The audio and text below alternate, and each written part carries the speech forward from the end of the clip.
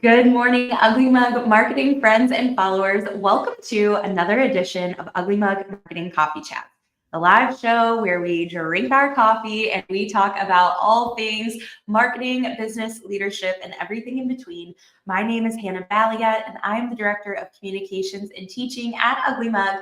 And today I am absolutely thrilled to have Dr. Sabrina Starling on the show with us today.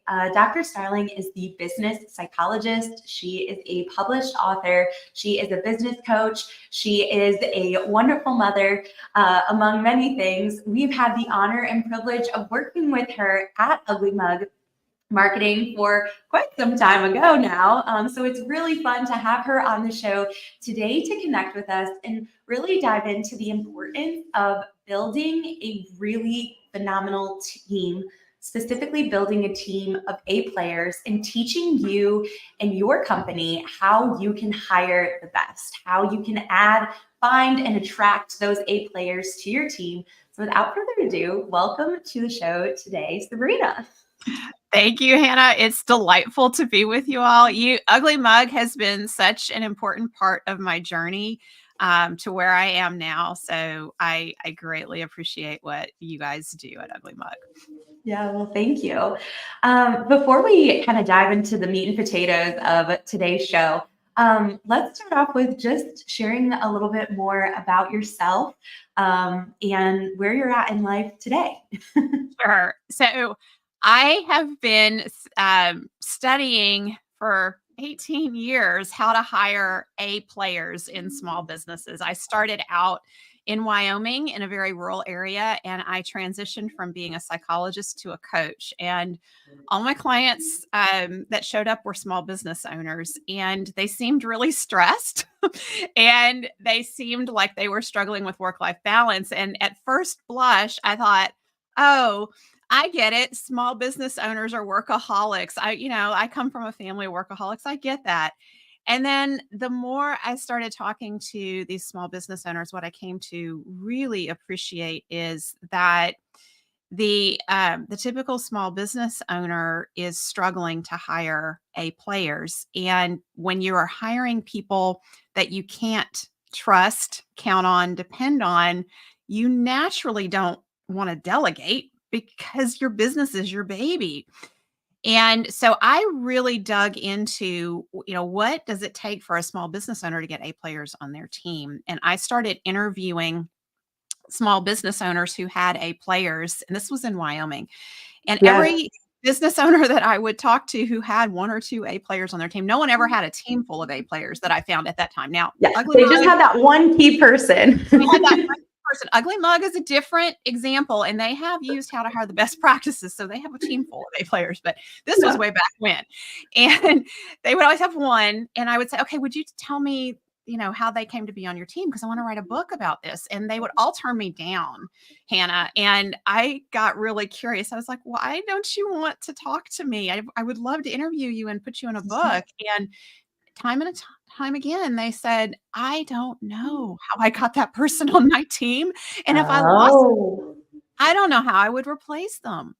And so I realized I had to just quickly put them at ease. And I said, all right, would you just tell me the story of how Mary came to be on your team? And that, of course, there was always a story. And so of course. all these stories. And then it was one evening in my living room, I had these note cards and I laid them all out on the floor, and I was walking around and I was like, I wonder if there's any themes. And I started grouping them, and I realized there are themes. And when you have themes, you have a pattern, and a pattern can become a system. Yeah. So I used that to write my first book, How to Hire the Best. And I was going to be the expert for rural business owners to hire A players. That was what I had in mind. Well, from a marketing perspective, you want to find concentrations of your clients to be successful in business. Well, rural business owners are spread out all across America, and it's very hard to find, where they congregate because they're not congregating. That's the nature of being in a rural area. So as that book got published, I started getting phone calls from clients in New York, New Jersey, San Francisco, and they would all say things like, I am not in a rural area. Do you think what's in How to Hire the Best would help me? Mm. And I said, you know what? I have no idea. Let's try it and see. And so, sure enough, if it works in a rural area, it's going to work exponentially better in a more populated area. Yeah. The talent pool is much bigger. There's more people. Like, surely. Yes. So that's how I came to write a whole series on how to hire the best. So my last book in the series is How to Hire the Best, the Entrepreneur's Ultimate Guide to Attracting Top Performing Team Members.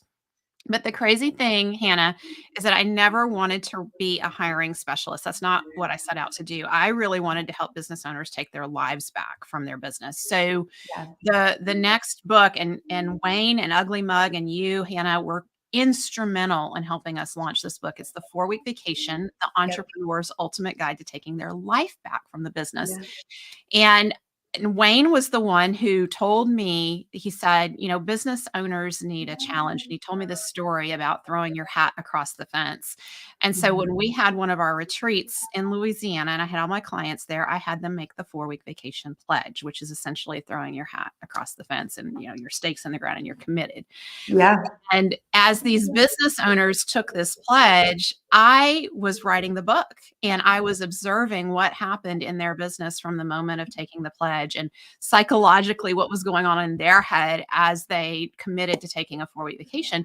And so the 4-week vacation, the idea behind it is you're able to be away from your business fully unplugged for 4 weeks. So the business can go through a complete business cycle without your involvement. And it feels scary for those business owners that are in that workaholic mode, the chaos mode. Yes. And so we don't have you start with a 4-week vacation. We have you start with whatever is the longest you've been able to be away from your business fully unplugged. If that's 1 day, then your next vacation is going to be 2 days. And just, you know, and then you look at, well, what do you need to have in place for you to be gone for 2 days? And then you build up and we continually vacation test the business till we get it to the 4-week mark. So what I ended up doing is I wrote the book, 4-Week Vacation. I've taken multiple 4 weeks, 6 weeks, 9-week vacations, run my business. And then just this past summer, I had something very sad and tragic happen in my life with my husband passing away suddenly and unexpectedly. And my business, my team, they knew about it before I had the opportunity to tell them. I mean, that's how connected our team was. And reached out to me and said, don't worry, we've got it. And they ran the business, grew the business, came up with innovative ideas that have since been implemented while I was completely out of the business. And I'm back now, but I am not back doing what I was doing before I left. And that's the thing about hiring A players. Once you delegate something to A players, you don't take it back if they're succeeding, because that undermines their confidence and competence. So the podcast, Profit by Design podcast, is my baby. I've released an episode every week for, I think, going on 6 years now. And my team member, Melissa, our lead strategist, we'd been talking forever about her being more visible and sharing her thought leadership. Well, she stepped up and took the podcast. And when I came back, she said, and she had a lot on her plate already because she's head of our programming with our clients. So she's running all of that. So taking on a podcast is a big deal. And I said, Melissa, you're doing a great job. Do you want to keep this? And she said, well, I don't want to take it from you because it's your thing. And I said, you're doing really good. Do you want it? So yes, she's taken that on. And now I get to be a guest on my own podcast. I show up every week with Melissa. Well, not every week, but many weeks. We banter back and forth, and it's better than it was when it was me as a solo podcaster.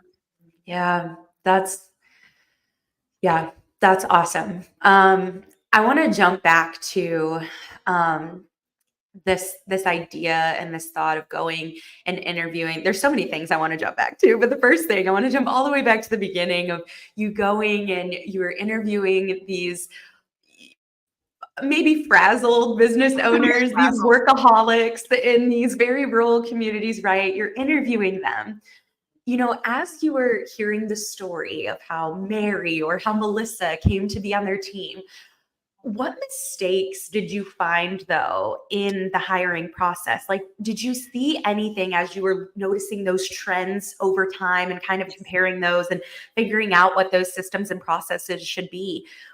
Was there anything that was a trend that was stopping them from hiring more Marys or hiring more Melissas? Was there a reason why they didn't have more of those people on their team that they didn't learn from hiring that person in the first place?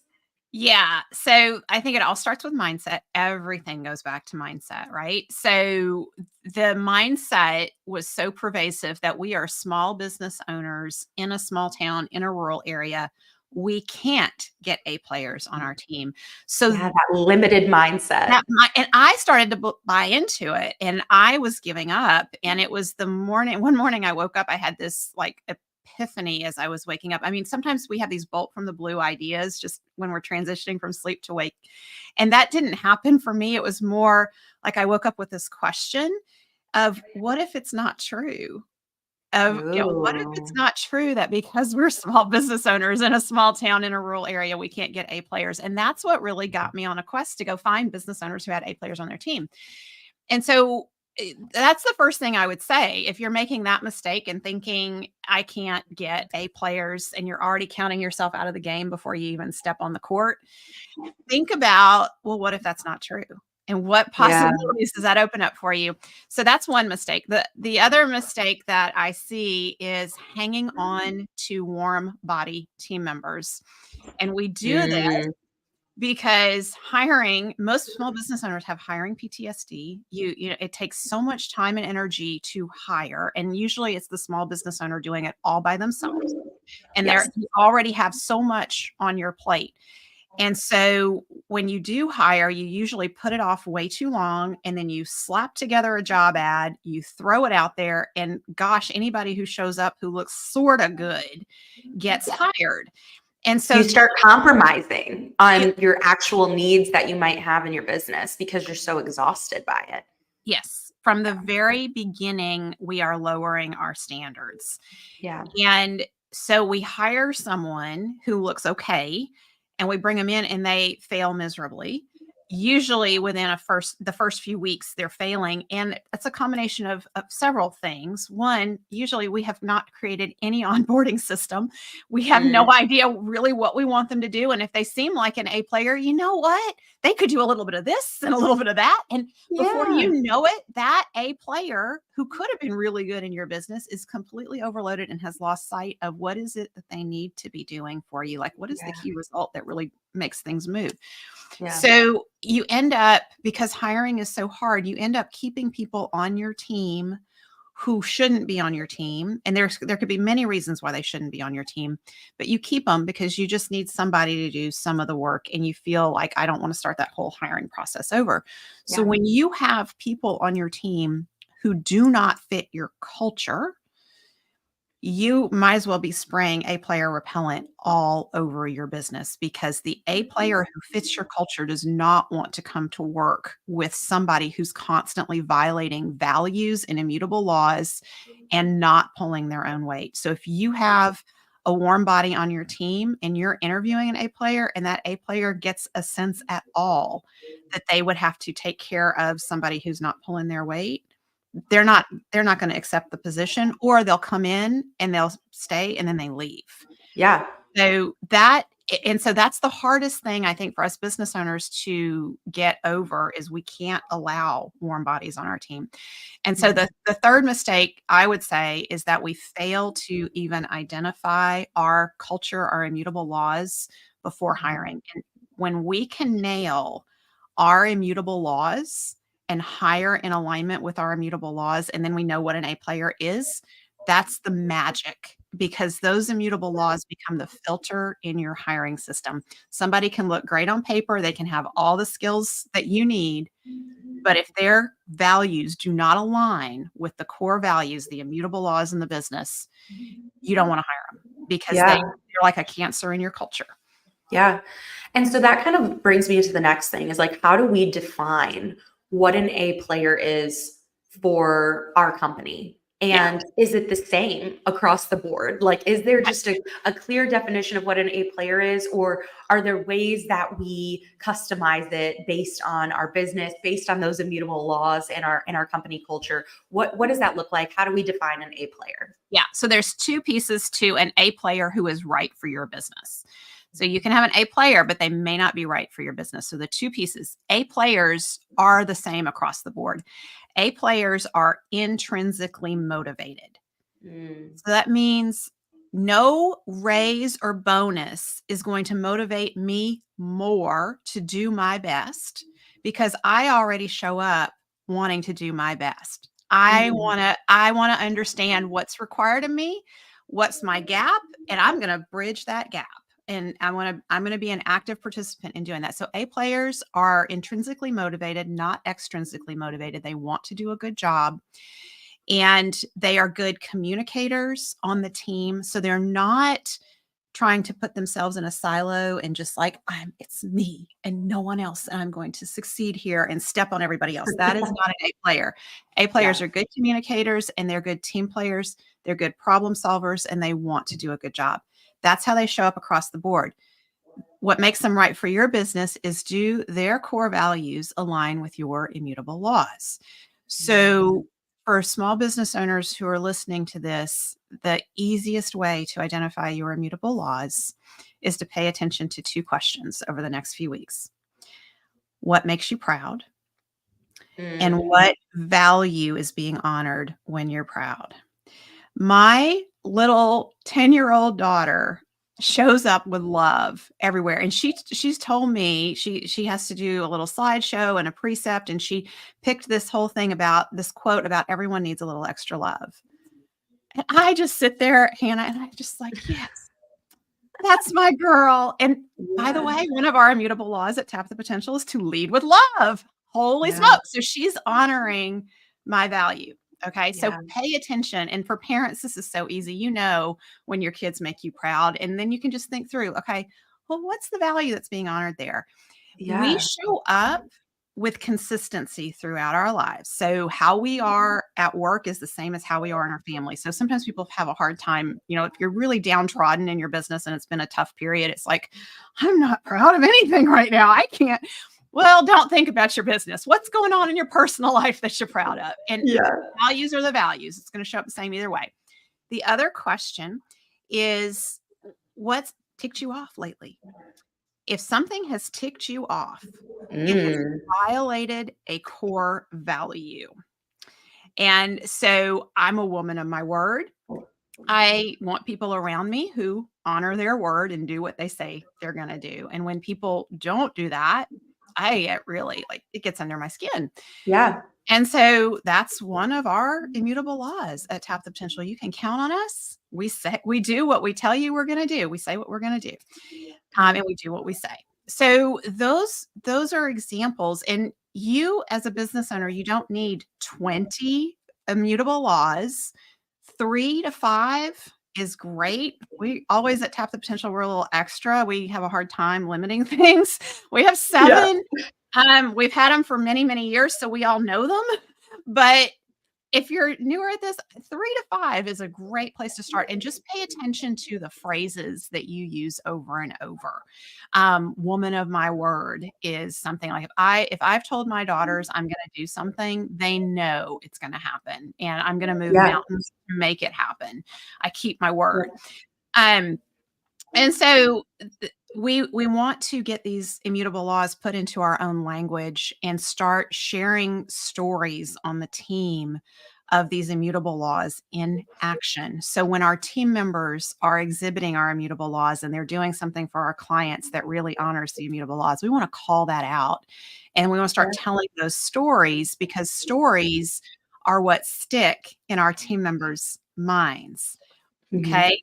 And so a lot of business owners will do something like a corporate exercise, and they're like, I know I need to have some values. Let me go look at a list of values and pick some. And Yeah, which ones do we feel like match us? Yeah. yeah, and a lot of times what we do is we pick aspirational values, like I would like to be more this way. Well, that's not how you really are. So Yeah. don't do that. Just be who you are and own your uniqueness, your quirkiness, because that's what makes the culture. You guys at Ugly Mug are a terrific example of just owning what makes you unique, and you're just out there doing it. And, Mhm. and you've grown considerably because of that. And so this isn't just an exercise that helps you attract A players. This is an exercise that really defines the future of your business. And to me, there is no greater satisfaction than having a business that you're proud of. And Yeah. when you build it around your immutable laws, you're going to be proud of it. And those immutable laws become filters. They become filters for the clients and customers you serve, and the ones that you say no to and turn away because it's not a good fit. And yes, that does happen, and you need to do that as you're growing. Yeah. And I know for those of you who are, thinking about marketing, you're like, I just want clients and customers. I want more. Yeah. Yeah. No, less is better. Less of the right ones will grow your company. 100%. Just focus on that. Get the right ones. Vendors that you do business with, you want them to align with your immutable laws, because if they don't, your team will end up continually frustrated. And it's the negative energy that people who don't align with our immutable laws that they bring into our lives and our businesses that is so destructive to our mindset. Yeah. And it seems like with all of this, like before we can even get to the A player, the first thing we have to do in our business to improve our ability to attract these people, to improve our overall hiring strategy, we have to define those immutable laws. Like that is step number one in improving the hiring process and improving our hiring strategy, because we won't be able to identify the if the A player is the right fit for our team. We'll be able to find that A player based on what you said. They're intrinsically motivated. They do what they say they're going to do. They want to show up and do a good job, right? Like we can find those people, but finding that person and then confirming that they're right for our team is all about the immutable laws and defining those. I was laughing as you were talking about, well, we have 7. And I was like, I remember when I first started at Ugly Mug, we had a bunch. We had a Yes. whole bunch. I remember, I've been at Ugly Mug for 7 years, so I feel the time all kind of mushes together. But sometime between like year maybe 3 and 4, we took a closer look at those core values, and we said, okay, there's a lot going on here. We've got a lot of core values. We really need to hone in on about 5 or 6 core, like main Mhm. core values. So as a team, we really work to kind of cut down to the meat and potatoes of, all right, well, of all of these, what of these kind of are the same thing in some Yes. instances? What of Yes. these are just more of the way you do your business, the expectation, that feels a little bit different than our actual core value. So we kind of cut it down to, 5 or 6 core values. And I do feel like that has been so helpful in our hiring process. And I'll never forget when I got hired at Ugly Mug 7 years ago, one of the things with my offer letter was, hey, I feel like they were essentially saying, you are an A player, you are intrinsically Wow. motivated, you seem like you're going to do what you say you're going to do. It seems that you have the proven track record. But they also sent me over the core values. This was the longer list at the time. But they Yeah. said, are you in alignment with this? If Yeah. there's something in here you feel that you don't agree with, this Mhm. might not be the right fit for us. Yes. And I remember looking at that and I was like, wow, I've never been sent, a company or a team's core Yes. value. That was something that was so different and felt so foreign to me. My first job out of college was the job that I had interned with. So they already knew who I was. They knew I was an A player in many ways, but I don't think that organization at the time, or that team within the organization, had those core values. They didn't have those immutable laws No. at the time. And so it was just wild jumping into Ugly Mug, getting that offer letter, but also being sent, hey, but here's what we believe as a team. Here's our culture. Here's what we expect of you when you join our team, that you are in agreement with this. So I just think that whole concept can feel really foreign. Again, jumping back, we have to have that clearly identified though in order to make sure that the match Yes. that the person is the right fit. Yes. So I just want to hold up this book here, the How to Hire the Best book, because as we're talking about this, if you're thinking, okay, I want to dive into figuring out my immutable laws and I want to nail this, Hannah's got me all excited because you just spoke to it from the team member perspective. All the information, like the simple steps to doing it, is right here in the How to Hire the Best book. Yeah. And I also want to share that I think one of the things that we business owners do as we are building our business is we're always looking at the people who are a little further along from us and saying, oh my gosh, like they must have done this success overnight. There is no overnight success. And so if you really want to hear like some backstory of how Ugly Mug has built their leadership team and some of Wayne's learnings in his career as he's built Ugly Mug, he's been on the Profit by Design podcast. I interviewed him in depth a couple of years ago. So there's a back episode, and Wayne has got it together, right? He's doing all the things. But if you want to see where he was and kind of see this journey, because we all have to go on this journey.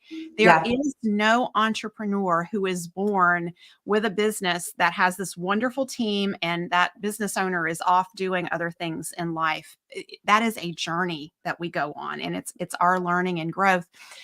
And back to what you said about how refreshing it is to get a list of core values. Yeah. These are the simple things that make small businesses really stand out to A players. I remember a conversation with my husband years ago where he was disgruntled in his job and had been for a long time. And I said, well, tell me, what are their core values? And he said, huh? And so what's the company's core values? And so we went on the website, we went to the about page, and sure enough, there's a list, but these were aspirational corporate values. There was no connection between what was happening in the day-to-day and what was on that list. And so we small business owners who put intention on, first off, let's really identify what are our real core values. But then we live and breathe them, and we hire team members who live and breathe them, and we build that culture. And then when you hire a new team member and you say, these are our immutable laws, that it connects at a core level and attracts the A player that you need to your team. And Hannah, you laid that out beautifully. Yeah. And I think too, it's you talking about how your husband was disgruntled in his job. I think so often times in our jobs, whether you're a part of a small business or even a large corporation, we can feel so disgruntled because we're lacking that vision, or we're lacking that understanding, or it seems like I'm on one page and someone is on another. And so often the core values are the thing that can bridge that gap.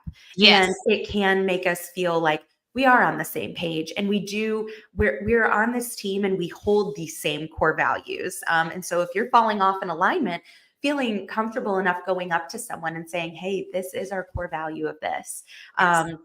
Remember, you agreed to this. Like you said, you were bought in on this. And I think it also allows for so much accountability. We were talking recently at our Ugly Mug quarterly team meeting about accountability lately, and how sometimes in some cultures, because they don't have those core values, holding each other accountable might feel like you're big brothering me or you're micromanaging me or whatever. And it's like, no, I want to hold you accountable to being in alignment with these core values and the ripple effect of the expectations that come as a result of believing in that core value too. And so I just feel like that seems like step number one, having those immutable laws, having those core values. It's so much more than having it written on paper. And to your point earlier, don't have it be that aspirational thing. Who are you as a company right now? Yes. What are those key things from those A players on your team, even, taking into consider that, because if we're if we're not reflecting those core values, someone who gets hired is immediately going to notice that too. And our clients are going to immediately notice that. If we say one of our core values is doing what we say that we're going to do, or no excuses, results, not reasons, one of our core values, someone's immediately going to notice that. If we're outwardly saying to our team and to our clients that that's a core value, and I'm not behaving in that way, I want someone to hold me accountable to make sure that I am in alignment with that core value of ours. Yes, and that's the beauty of this for business owners listening to Hannah, is your team starts to police the company. You don't have to. I've had Tap the Potential clients who have gone on vacation and come back, and leadership team members have fired other team members who were out of alignment with core values. And they had complete confidence in doing that while the business owner was out, because everyone knows we follow our core values. And so let your team help reinforce the culture and build it for you. Yeah. Oh gosh, I'm like, we have covered a wide gamut of things today. I was like going back to my note over here, but I loved where this conversation has gone. I want to encourage everyone, if you're feeling like you're watching this and maybe you're overwhelmed, or maybe I think it's been very clear, like defining those core values seems to be the step that we need to take if we don't currently have those core values, or maybe you have had core values, but they've been tucked away in a pile, backlogged in an old filing cabinet. Maybe we need to go back and we need to revisit those. It seems like that's the next natural starting point, the action that we can take after listening to this podcast. I'm always like, what are we doing after we listen today? It's one thing to listen today and be like, oh, that sounds so great. But like, what action can we actually easily take today, even, today, if you have time? What can we do based on our conversation today? So I'm going to even stretch that and say, if you make time, this is your $10,000 an hour activity. It impacts your business in a positive way for years ahead. It takes 15 minutes to just brainstorm on what's made me proud and what's ticked me off lately. Do it. It's your $10,000 an hour time. It has a huge impact. It makes everything easier going forward. Yeah. Love that. I also, can you hold up your book again? I want people to be able to see. I really want, shameless plug to go and purchase How to Hire the Best, y'all. This is truly a phenomenal read. We have this on our bookshelf in our office at Ugly Mug Marketing. I cannot recommend this read enough for those of you, again, who are entrepreneurs, who are looking for that guide to attracting those top performing team members, to find those A players. This is going to truly be your guide. Today's conversation was an introduction into that guide and defining those immutable laws and helping you figure out that that's naturally the next step that we need to take. But get your hands on this book, How to Hire the Best by Dr. Sabrina Starling. I just want to thank you, Dr. Sabrina, for sharing a little bit of your story today too. I know that having team A players on your team has made a tremendous difference in your life over the last several months now. Absolutely. And I think that is just such a testament to how the process works, because the reality is none of us know what tomorrow holds. We don't know if someone is going to lose a loved one and be out of pocket for some time. We had something on our team happen where someone was in the midst of adoption, and the baby came early, and we didn't know that, but we were able to pivot and shift and to be able to cover and make up for that and immediately be able to jump in. I think of myself last year going on maternity leave, though that was planned. I knew that someone was going to have my back while I was out for, nearly 3 months. And I knew that, the clients that I was handling were going to be taken care of. Mad shout out to Alex Bjork on our team for covering for me and Abby Thomas for taking in those clients and really allowing for a seamless transition during that time, so that when I came back, I didn't feel the pressure. Like you were talking earlier, you didn't feel the pressure of having to jump back into the podcast, because someone else had already, jumped into the podcast and was already doing that. You didn't feel like you needed to get back into it.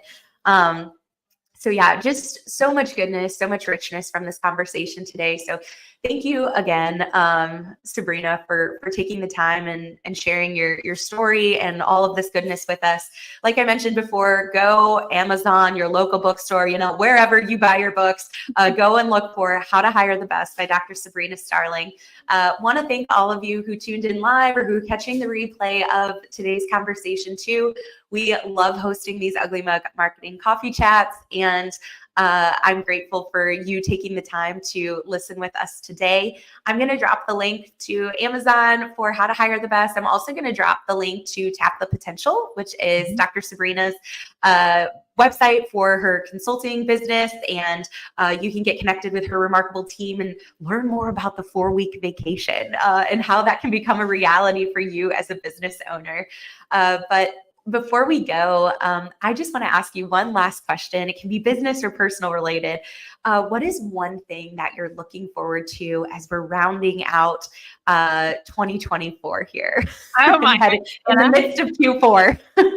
Yeah, 8 days from now, I have a TEDx talk on work supports life in Wilson Park, Alabama, and this has been on my list for years, and I'm making it happen. So that's what I'm looking forward to. Oh, okay. So it's next week, you said, or next month? Next week, 8 days from now.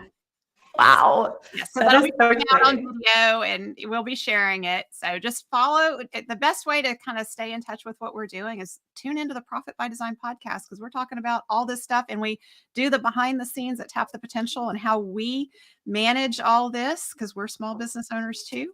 Just listen to the podcast, Profit by Design. Yeah, that was going to be my last question too, is, how can people get in touch with you? So Profit by Design podcast, go visit tapthepotential.com, grab a book on Amazon. Again, thank you so much for being here today, Sabrina. I really appreciate your time in this conversation. And again, thank you to the viewers. We will catch y'all next time for another edition of Ugly Mug Marketing Coffee Chats. Bye, everyone.